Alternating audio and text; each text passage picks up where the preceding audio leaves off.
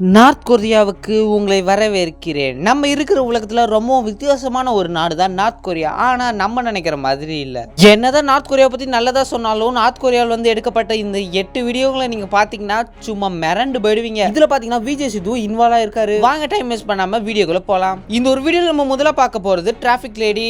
North கொரியாவோட ரொம்பவும் பிஸியான city தான் பியாங்யாங் சிட்டி. இவங்க கிட்டத்தட்ட சிக்னல்ஸ் மாதிரியே நிற்கணும். அதாவது சிக்னல்ஸ்க்கு பதிலாக நினச்சிங்கன்னா அதெல்லாம் கிடையாது. இவங்களும் சிக்னல்ஸ் மாதிரி தான். ஆனால் இவங்க வந்து நார்மலான பீப்புள் மாதிரியே இருக்க மாட்டாங்க. இவங்க பார்க்க ரொம்பவும் ஆக்வர்டாக இருப்பாங்க. அதாவது கிட்டத்தட்ட ஒரு ரோபோட்ஸ் மாதிரியே இருப்பாங்க. இவங்களுக்குன்னு சொல்லி டிராஃபிக் ரூல்ஸோட ஒரு டான்ஸ் மாதிரி எல்லாம் இருக்குது. ட்ரெஸ்ஸை போட்டாலே அவங்களுக்கும் சொல்லி சில நடை உடை பாவனைன்னு இருக்குது. அதை தான் இவங்க வந்து ஃபாலோ பண்ணணுமா. இந்த ஒரு நாடு ரொம்ப ஸ்ட்ரிக்டான நாடுனால அதுவும் டிராஃபிக் லேடிஸ்லாம் எல்லாமே டிராஃபிக் டைரக்ஷனை காமிக்கணும்னு சொல்லி ஒரு ரூல்ஸே இருக்குது. அது மட்டும் இல்லாமல் விஜய் சித்து விளாக்ஸ் இதில் எப்படி சம்மந்தப்பட்டிருக்காருன்னா இவர் தான் கொஞ்ச நாளைக்கு முன்னாடி பியாங்யாங் சிட்டிக்கு வந்திருக்காரு. அப்படி வந்தப்போ தான் தெரியுது அங்கே ஃபுல்லாகவே செக்யூரிட்டி கார்ட்ஸ் இருந்திருக்காங்க. அந்த ஒரு ஏரியாவே ரொம்பவும் மோஸ்ட் ரெஸ்ட்ரிக்டட் ஏரியா மாதிரி இருந்திருக்கு. எக்கச்சக்கமான போலீஸ் மிலிட்ரி எல்லாமே இருந்திருக்காங்க. என்னதான் நாங்கள் நார்த் கொரியாவை பற்றி இங்கே சொன்னாலும் விஜய் சித்து விளாக்ஸ் அங்கே போய் சொன்னது இன்னுமே பயங்கரமாக வைரல் ஆச்சு. இந்த ஒரு டிராஃபிக் லேடிஸ்லாம் இவங்களுக்கு பிடிச்ச வேலையை தான் செய்கிறாங்கன்னு கேட்டிங்கன்னா முக்கியமாக கிட்டத்தட்ட 90% இல்லைன்னு தான் சொல்லி ஆகணும். அதாவது அவங்களுக்கு ஏஜ் 17 ஆயிடுச்சுனாலே அவங்க வந்து இந்த டிராஃபிக் போலீஸ் ஆகிடணும்னு சொல்லி அங்கே ஒரு ரூல்ஸே இருக்கான். இந்த ஒரு வீடியோவில் நம்ம ரெண்டாவதாக பார்க்க போகிறது ப்ரோபேண்டா டூர். அதாவது ஒன்றுமே இல்லைங்க, நீங்கள் நார்த் கொரியாவுக்கு போயிட்டு சுற்றி பார்க்கணும்னு நினச்சிங்கன்னா நீங்கள் இண்டிபெண்ட்டாவோ இல்லைன்னா ப்ரைவேட்டாவோ எந்த ஒரு டூரிஸ்ட் கைடையும் நீங்கள் பார்க்க முடியாது. அதுக்கு பதிலாக கவர்மெண்ட் அப்பாயிண்ட் பண்ண ஒரு லேடி ஆஃபீஸர் கைடு தான் அங்கே இருப்பாங்க. அவங்கள மீறி நீங்கள் எங்கேயுமே போயிட முடியாது. அப்படி நீங்கள் மீறி போனீங்கன்னா கிட்டத்தட்ட உங்களை ஜெயிலில் போட்டுருவாங்க. அதுவும் இந்த ஃபீமேல் கைடர்லாம் வந்து பார்த்தீங்கன்னா ரொம்பவும் சாஃப்ட்டுன்னு நினச்சிடாதீங்க, ரொம்பவும் ஆர்ஷானவங்க. நீங்கள் எங்கேயாவது தனியாக ஒரு இடத்த போய் எக்ஸ்ப்ளோர் பண்ணணும்னு பார்த்தீங்கன்னா அவ்வளோதான் உங்கள் ஜோலி முடிஞ்சுது. அதோட அது மட்டும் இல்லாமல் அங்கே நார்த் கொரியாவை பற்றியும் கிம்ஜாங்கை பற்றியும் ஆஹா ஓஹோன்னு சொல்லி உங்களை பிரெயின் வாஷ் பண்ணிக்கிட்டே இருப்பாங்களாம். அதாவது இவங்க வந்து நார்த் கொரியாவை பற்றி ஆஹா ஓஹோன்னு பெருமையாக தான் பேசுவாங்க. இதுக்கு பின்னாடி எவ்வளோ விஷயம் ரொம்பவும் கேவலமாக நடந்தாலும் அதை பற்றி எதுவுமே சொல்ல மாட்டாங்க. உங்களுக்கு உப்பு புளி காரத்தோட ரொம்ப காரசாரமாக சொல்லுவாங்களே தவிர இதுக்கு பின்னாடி நடக்கிற அக்கிரமோ அநியாயத்தை சொல்லவே மாட்டாங்க. இந்த ஒரு வீடியோவில் நம்ம மூணாவதாக பார்க்க போகிறது காமிக்ஸ் புக்ஸ். நார்த் கொரியாவில் காமிக்ஸ் புக்ஸ்ன்றது ஒன்று கிடையவே கிடையாது. முக்கியமாக ரிஸ்ட்ரிக்ட் பண்ணியிருப்பாங்க. நீங்கள் எந்த நாட்டு காமிக்ஸ் புக்கையும் நார்த் கொரியாவில் பார்க்கவே முடியாது. அப்படியே நீங்கள் கஷ்டப்பட்டு ஒரு காமிக்ஸ் புக்கு கண்டுபிடிச்சா கூட அது எப்படிமா இருக்கும், ஒரே ஒரு கடை இருக்கும். அந்த கடையில் கிட்டத்தட்ட அடிக்கடிக்கு ஒரு காமிக்ஸ் புக்கு வச்சுருப்பாங்க. அதில் எதை திறந்தாலும் கிட்டத்தட்ட எல்லா புக்ஸ்லேயும் ஒரு விஷயம் காமனாக இருக்கும். அதாவது கிம்ஜாங் வந்து ஒரு பெரிய ஹீரோ. அந்த ஹீரோ தான் நம்ம நாட்டையே காப்பாற்றிருக்காரு.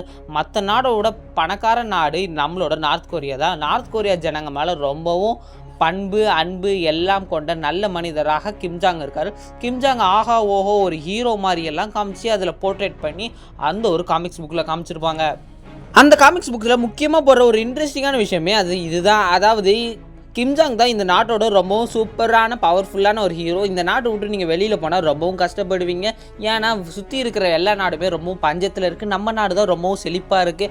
அது மட்டும் இல்லாமல் நம்ம நாட்டில் எவ்வளோ பெரிய வில்லன்ஸ் வந்தாலும் கிம்ஜாங் தனியாக நின்று போராடிடுவார். நம்மள்ட்ட இருக்கிற சோல்ஜர்ஸ் ஆஹா ஓஹோ இப்படி அப்படின்லாமே அந்த ஒரு காமிக்ஸ் புக்கில் போட்டிருக்கோம்.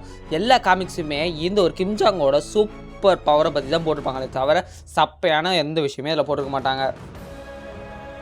இந்த ஒரு வீடியோவில் நம்ம நாலாவதாக பார்க்க போகிறது நார்த் கொரியாவோட கம்ப்யூட்டர் லேப்னு சொல்கிறோன்னே நம்ம மைண்ட் எல்லாமே சூப்பராக கேம்ஸு டெக்னாலஜி இன்டர்நெட்டு அப்படின்னு தானே தோணும். ஆனால் நார்த் கொரியாவில் முக்கியமாக எல்லாத்துக்குமே ஆப்போசிட்டாக தான் இந்த ஒரு கம்ப்யூட்டர் லேப் இருக்கும். அதாவது இந்த இடத்துல இன்டர்நெட் ஆக்சஸ்ன்றது நீங்கள் யாராலுமே பண்ண முடியாது. அப்படியே நீங்கள் பண்ணாலும் கிட்டத்தட்ட 3 பேர் 4 பேரோட கையெழுத்து ஸ்ட்ராங்கான ஒரு ரீசன் இருக்கணுமா. அது மட்டும் இல்லாமல் இவங்க இப்போ தான் 4Gக்கே வந்திருக்காங்க. இவங்கள்ட்ட பார்த்தீங்கன்னா ட்விட்டரு ஃபேஸ்புக்கு யூடியூப்ன்ற எந்த ஆப்ஸுமே நார்த் கொரியாவில் யூஸ் பண்ண மாட்டாங்க. நார்த் கொரியாவில் இன்டர்நெட் வசதி வந்து பார்த்திங்கன்னா முக்கியமாக அங்கே இருக்கிற கவர்மெண்ட் ஆஃபீஸர்ஸ் யூஸ் பண்ணுறதுக்கான சில வசதிகள் மட்டும்தான் இருக்கும். மற்றபடி அவங்களால இன்டர்நெட் நார்மலாக யூஸ் பண்ணவே முடியாது.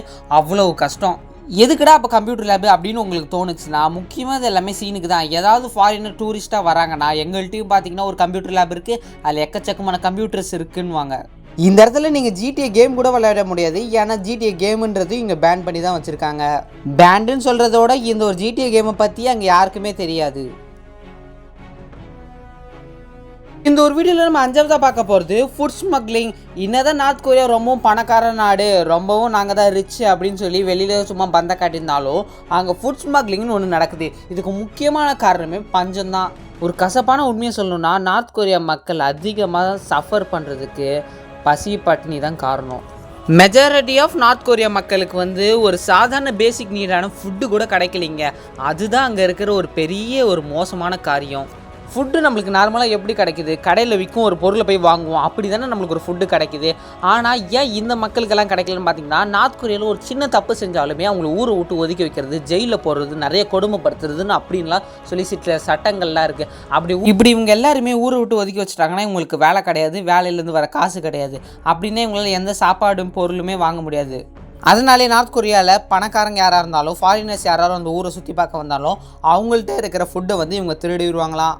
இவங்கள்ட்ட இல்லாமல் மற்றபடி இந்த குட்டி குட்டி கடைகள், கொஞ்சம் மார்க்கெட் சிட்டியான சில இடத்துல இருந்து கூட ஃபுட் எடுத்துப்பாங்க. ஆனால் அந்த ஃபுட் எடுத்து வெளியில் விற்பாங்களான்னு கேட்டிங்கன்னா விற்கிறதுக்கெல்லாம் கிடையாது. இவங்களை சுற்றி இருக்கிற ஃபேமிலி, இவங்களோட பசங்க, ஒய்ஃபுங்களுக்கு கொடுக்கணும்ல சாப்பாடு, அதனால தான் இவங்க வந்து ஃபுட்டே திருடுறாங்க. இந்த ஒரு வீடியோவில் நம்ம 6வதாக பார்க்க வர ஒரு முக்கியமான வீடியோ எம்டி ஹோட்டல். நார்த் கொரியாவில் பியாங்யாங் அப்படின்ற ஒரு சிட்டி தான் ரொம்பவும் ஒரு தலைமை சிட்டி மாதிரி. அதாவது தமிழ்நாட்டுக்கு சென்னை எப்படியோ அந்த மாதிரி நார்த் கொரியாவுக்கு இந்த பியாங்யாங் சிட்டியில் வந்து பார்த்தீங்கன்னா ஒரு பெரிய ஒரு ஹோட்டல் இருக்குது. ஆனால் இந்த ஹோட்டலில் ஒரு ஃபாரினருக்கு வந்து ஒரு ரூம் எடுக்கிறாங்க. அப்படி ரூம் எடுக்கிறப்ப உள்ளே வந்து பார்த்தீங்கன்னா கிம்ஜாங்கோட அப்பாவோட ஃபோட்டோவும் அப்படியே ஒரு காட் ஃபோட்டோ மாதிரி போர்ட்ரேட் பண்ணி அங்கே வச்சுருக்காங்க. அது மட்டும் இல்லாமல் அந்த ஹோட்டலில் வந்து பார்த்திங்கன்னா யாருமே கிடையாது, ஃபுல்லாகவே வந்து எம்டியாக தான் இருக்குது. இதை வந்து எம்டி ஹோட்டல் அப்படின்றாங்க. இந்த ஒரு ஹோட்டல் ரொம்பவும் தனிமைப்படுத்தி, அதாவது ஐசோலேட்டட் ஒரு ஹோட்டலாக இருக்குது, ரொம்பவும் சைலண்ட்டாக இருக்குது. அந்த ஊரில் நார்மலான பீப்புள் தங்குற இடத்துல வந்து இப்போ யாராவது ஃபாரினர்ஸ் வந்து தங்கவே முடியாது. ஏன்னா அப்படி இந்த ஃபாரினர்ஸ் வந்து இவங்க நார்மலான பீப்புள்கிட்ட சொன்னாங்கன்னா சில விஷயத்தை வெளியில் போய் சொல்லிடுவாங்கன்றதுக்காகவே வெளியிலேருந்து வரவங்க எல்லாருமே தங்குறதுக்கு தனி ஹோட்டல் தான் வச்சுருப்பாங்க. ஆனால் அப்படிப்பட்ட இந்த தனி ஹோட்டலுமே ரொம்பவும் தனிமையாக, ஐசோலேட்டடாக, சைலண்ட்டாக இருக்குது. இந்த ஒரு வீடியோவில் நம்ம அடுத்ததாக பார்க்க போகிறது நார்த் கொரியாவோட ஏர்போர்ட். ஒரு ஃபாரினர் நார்த் கொரியா விசிட் பண்ணுறதுக்காக பியாங்யாங்கோட ஏர்போர்ட்டுக்கு வந்துட்டார். ஆனால் அந்த பியாங்யாங் ஏர்போர்ட்டில் வந்து பார்த்திங்கன்னா கூட்டமே இல்லை, ரொம்பவும் காலியாக இருக்குது. எல்லா ஃபாரினர்ஸையும் ஒரு சைடாக இட்டுட்டு போயிட்டுருக்கப்ப இவர் மட்டும் ஒரு சைடு மிஸ் ஆகிட்டார். ஆனால் இவர் சுற்றி பார்க்க வந்த ஒரு இடம் வந்து பார்த்திங்கன்னா ரொம்பவும் காலியாக, அமைதியாக இருக்குது. இந்த இடத்துல யாருமே இல்லை. மற்றபடி ஒரு ஏர்போர்ட்டில் ஒரு சின்ன வழி இருக்கும், அதில் ஃபுல்லாகவே செம செக்யூரிட்டியாக இருப்பாங்க. அந்த செக்யூரிட்டி பார்டரை தாண்டி தான் நீங்கள் வரணும். நம்ம தலையிலேருந்து கால் வரைக்குமே செக் பண்ணிடுவாங்க, ஏதாவது இருக்கா, ஏதாவது ஆபத்தான பொருள் இருக்கான்னு தான் பார்ப்பாங்க. நான் சொன்னது தப்பாக எடுத்துக்காதீங்க. அவ்வளோ செக்கிங் பண்ணிட்டு தான் நீங்கள் நார்த் கொரியாவோட ஏர்போர்ட்லேருந்து வெளியிலையோ இன்னும் உள்ளேயோ போக முடியும். இந்த ஒரு வழியிலே தான் வெளியிலேருந்து வரவங்களும் உள்ளேருந்து போகிறவங்களும் யூஸ் பண்ணணுமா. இந்த ஒரு வீடியோவில் நம்ம அடுத்ததாக பார்க்க போகிறது நார்த் கொரியாவோட ட்ரெயின் ஸ்ட்ரகிள். கிம்ஜாங் இப்போ எப்பயாவது வெளியில் போயிட்டு ஒரு ட்ரெயின்லேருந்து வராருன்னா அவர் வரதுக்கு முன்னாடியே அங்கே கிட்டத்தட்ட எக்கச்சக்கமான செக்யூரிட்டி கார்ட்ஸ் அங்கே இருப்பாங்க. அது மட்டும் இல்லாமல் அவர் வராருன்னு தெரிஞ்சோடனே எந்த சைடு வராருன்னு தெரியாதனால எல்லா இடத்துலையுமே ஒரு 4-5 கார்பெட்ஸ் போட்டு வச்சுருக்குமா. அப்படி எல்லாருமே வந்து அந்த கார்பெட்டை கையில் பிடிச்சிக்கணும் இருக்கணும். அப்புறமா அவங்க வரதுக்கு முன்னாடி செம்ம செக்யூரிட்டியாக பார்த்துப்பாங்க. அப்புறம் அவர் வந்து உடனே தரை ஃபுல்லாக ரெட் கார்பெட்டை போட்டு அவரை வரவேற்கணுமா.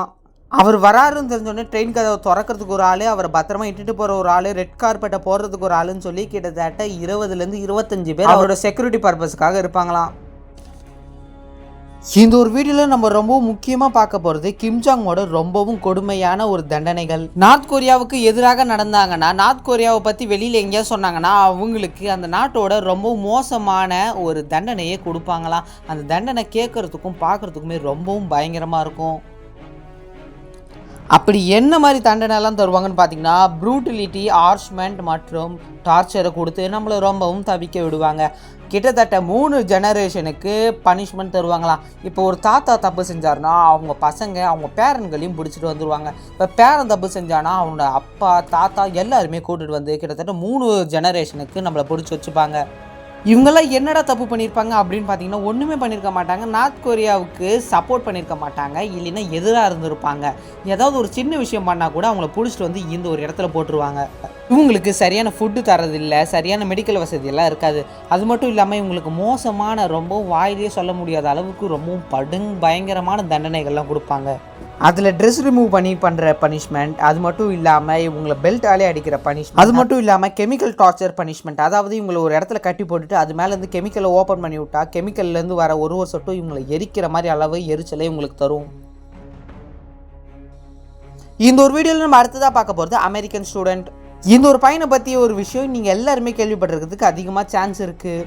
இந்த ஒரு பையன் பேர் தான் ஓட்டோ வாம்பியர். இவன் அமெரிக்காவை சேர்ந்த ஒரு காலேஜோட ஒரு ஸ்டூடெண்ட். இவன் நார்த் கொரியாவுக்கு ஒரு ட்ரிப்பு போகிறான் 2015 அப்போ. எதுக்காக பார்த்தீங்கன்னா நார்த் கொரியா எப்படி இருக்குது ஒரு எக்ஸ்ப்ளோர் பண்ணலான்னு சொல்லி போயிட்டு இருக்கான். இவன் தங்கியிருக்க ஒரு ஹோட்டலில் என்ன பண்ணியிருக்கான்னு பார்த்தீங்கன்னா ஒரு பெரிய ஒரு வால் போஸ்டர் மாதிரி இருக்குது, அதை வந்து கிழிச்சிருக்கான். இது அந்த ரூமில் இருக்கிற செக்யூரிட்டி கேமராவில் கேப்சர் ஆகிருக்கு. இந்த ஒரு விஷயம் நார்த் கொரியாவோட ஆர்மி வரைக்கும் போயிருக்கு. இந்த ஒரு விஷயத்தினால இவனை பிடிச்சி ஜெயிலில் வைக்கிறாங்க. கிட்டத்தட்ட ஒரு நாள் 2 நாள் இல்லைங்க, 15 வருஷம். ஒரு காலேஜ் படிக்கிற பையனை 15 வருஷம் ஜெயிலில் அடைச்சாங்கன்னா என்ன ஆவறது? இவனோட கனவு லட்சியம் எல்லாமே போயிடுது. இதை ஒரு ஸ்டேஜில் கதறி அழுது சொல்லியிருப்பான். இவன் நார்த் கொரியாவுக்கு அகேன்ஸ்டாக நடந்தான்னு சொல்லி ஒரு பெரிய பழியை இவன் மேலே போட்டு இவன் பண்ணுற ஒரு பெரிய தப்புன்னு சொல்லி இவன்கிட்ட சைன் வாங்கி ஒரு பெரிய பிரச்சனையாக்கி கிட்டத்தட்ட 15 வருஷம் இவனை ஜெயிலில் போடுறாங்க. 15 வருஷத்துக்கு அப்புறம் அவனை ரிலீஸ் பண்ணுறாங்க. ரொம்ப உடம்பு சரியாமல் அவனோட ஊரான அமெரிக்காவுக்கு வந்துடுறான். ஆனால் அமெரிக்காவுக்கு வந்த ஒரு சில மாதங்கள்லேயே இவன் வந்து இறந்து போயிடுறான். பார்த்தீங்களாங்க எவ்வளோ பெரிய மோசமான சம்பவம்லாம் நடந்திருக்கு. நார்த் கொரியா நம்ம நினைக்கிற மாதிரி ஒரு சாதாரணமான நாடு கிடையாது. இந்த வீடியோ நான் முடிச்சுக்கிறேன். இந்த வீடியோ பிடிச்சா லைக் பண்ணி ஷேர் பண்ணி மறக்காமல் நம்ம சேனலையும் சப்ஸ்கிரைப் பண்ணுறேன். இன்னொரு வீடியோவில் பார்க்கலாம். Bye bye, see you.